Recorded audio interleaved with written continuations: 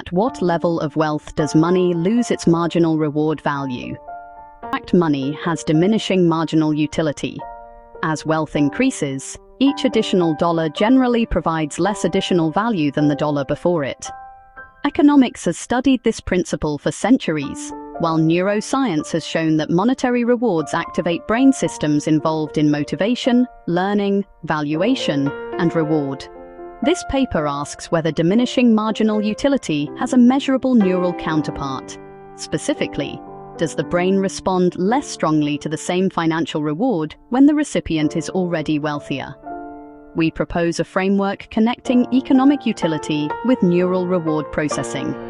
The central hypothesis is that the neural response to a fixed monetary gain decreases as baseline wealth increases.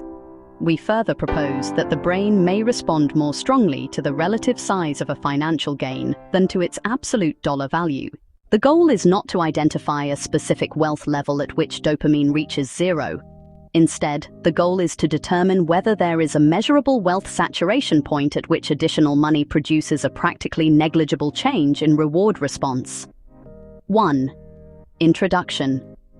Consider two people who each unexpectedly receive $10,000. The first person has $10,000 in total wealth. The second has $10 million. The financial reward is identical, but its significance is dramatically different. For the first person, the reward doubles their wealth.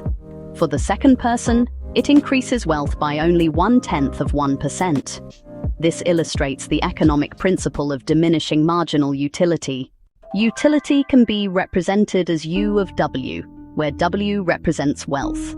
Marginal utility can be described as marginal utility equals the change in utility divided by the change in wealth. In mathematical notation, MU of W equals DU divided by DW. The central economic prediction is that marginal utility decreases as wealth increases. The question of this paper is whether the human brain exhibits a similar relationship.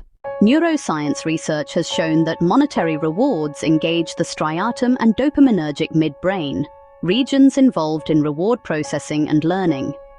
Research has also connected financial circumstances with differences in neural and behavioral responses to monetary rewards. This suggests a possible connection between two traditionally separate fields. Economics describes the diminishing value of additional wealth. Neuroscience may allow us to observe a corresponding reduction in the brain's response to additional money. 2. The neural reward function. We propose describing the neural response to money as a function of two variables. The first is baseline wealth. The second is the size of the financial reward. We can represent this as R of W and delta W. In words, reward response depends on existing wealth and the size of the additional reward. Our primary hypothesis is, as baseline wealth increases, the neural response to the same financial reward decreases. This can be expressed as the partial change in reward response divided by the partial change in wealth is less than zero, while the reward remains constant. In simpler language, a $10,000 reward should produce a larger neural response in a person with $10,000 of wealth than in a person with $10 million of wealth. 3. Absolute versus relative wealth.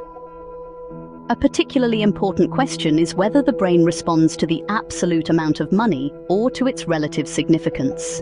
The absolute reward is simply the additional money received. The relative reward is the additional money divided by existing wealth. The equation is relative reward equals additional wealth divided by existing wealth. For example, $10,000 added to $10,000 represents a 100% increase. $10,000 added to $1 million represents a 1% increase.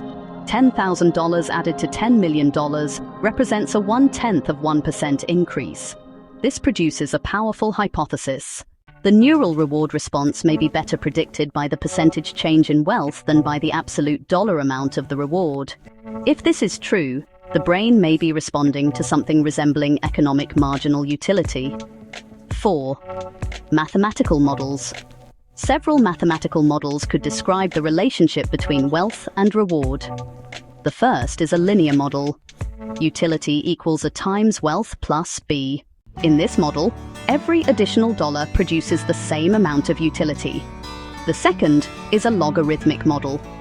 Utility equals a times the natural logarithm of wealth plus B. Its marginal utility is marginal utility equals a divided by wealth. This produces strong diminishing returns. As wealth increases, the marginal value of another dollar becomes smaller. The third is a power model.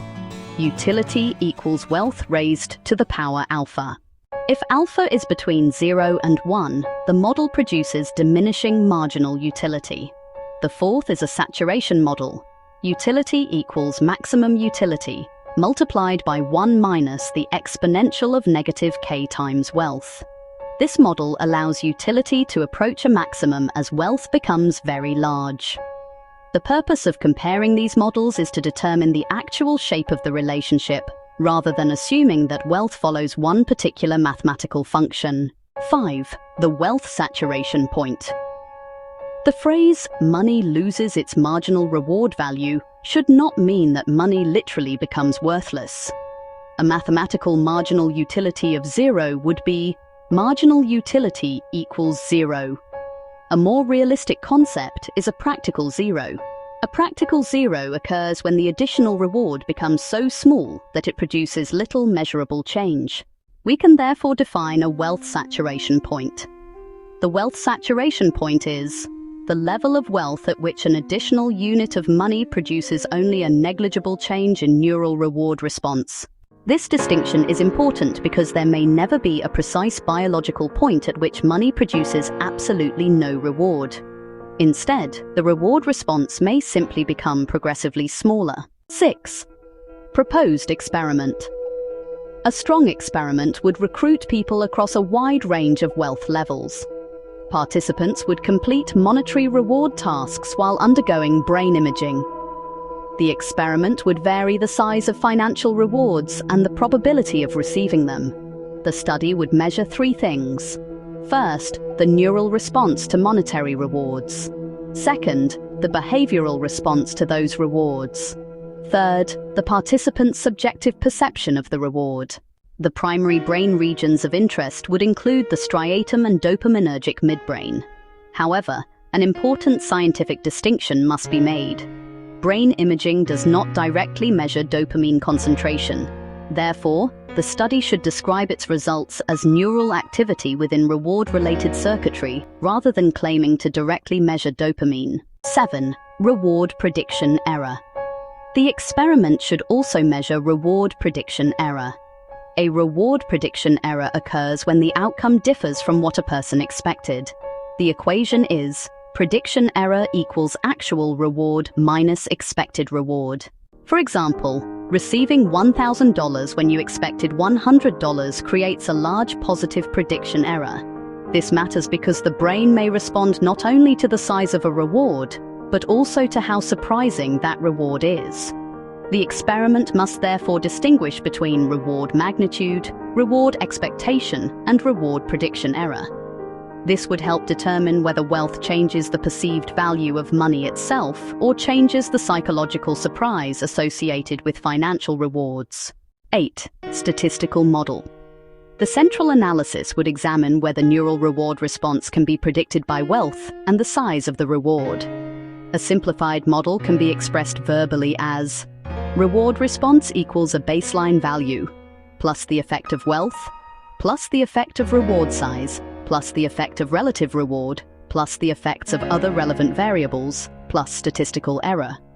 The most important question is, which variable best predicts the neural response?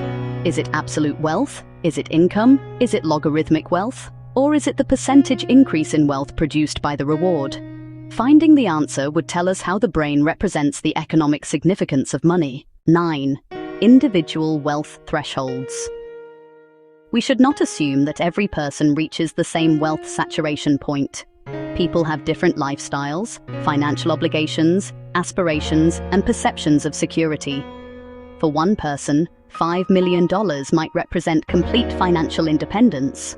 For another, the same amount might be perceived as insufficient because of lifestyle expectations or financial responsibilities. The study should therefore estimate individual saturation points rather than searching for one universal number. This could produce a distribution of wealth thresholds across individuals. 10. Wealth and social comparison. Another important factor is relative wealth. A person with $1 million may feel extremely wealthy when surrounded by people with $100,000. The same person may feel relatively poor when surrounded by people worth $100 million. Therefore, the relevant variable may not simply be personal wealth. It may also be wealth relative to a person's reference group. This suggests that the brain may evaluate financial rewards according to several comparisons. Money received compared with money expected. Current wealth compared with previous wealth.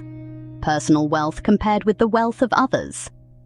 This could help explain why some extremely wealthy individuals continue pursuing additional wealth even after their material needs have been satisfied.